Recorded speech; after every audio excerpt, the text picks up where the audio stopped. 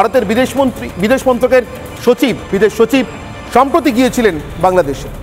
এখন সেই চাপে আন্তর্জাতিক কূটনীতির চাপ আছে, তার জন্যই নম করে 9 জন সেনানীকে মুক্তিযোদ্ধাকে তারা পাঠালেন কিনা আজকে ফোর্ট উইলিয়ামে জানি না। শেষ মুহূর্ত পর্যন্ত দোলাচল ছিল, সংশয় ছিল যে আদৌ কেউ আসবেন কিনা। মানে আসলে বাংলাদেশের এই সরকারটা তো এই যুদ্ধটাকে মুক্তিযুদ্ধ মনেই করে না, এই মুক্তিটাকে মুক্তি মনেই করে না, বরং তারা এখন মুক্তির নিঃশ্বাস খুঁজছে জামাতি রাজাকারদের কোলে শুয়ে, অথবা পূর্ব পাকিস্তান বলে আরেকবার বাংলাদেশকে ঘোষণার দিনক্ষণ হয়তো খুঁজছে তারা।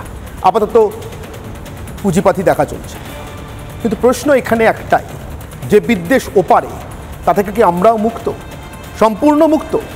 বাংলাদেশে যখন এগুলো চলছে, বাংলাদেশে জবে থেকে এগুলো চলছে, তবে থেকে তারও কিছুটা আগে থেকে এপারে 30%কে কখনো কেটে ভাসিয়ে দেওয়ার ডাক, কখনো যারা মুসলিম হয়ে জন্মগ্রহণ করেননি তাদেরকে দুর্ভাগা বলে সরাসরি ডেকে দেওয়া, কখনো হাম দো হামারে দো, আপনারা করবেন আমরা করব, হাম দো হামারে চার বলে সিদ্দিকুল্লাহ চৌধুরীদের স্পষ্ট বুঝিয়ে দেওয়া যে তারা আসলে কি করতে চাইছেন। আর তারপর গত পরশু ফিরহাদ হাকিমের স্পষ্ট ঘোষণাই করে দেওয়া, আমরা সংখ্যাগুরুদের থেকেও সংখ্যাগুরু হব।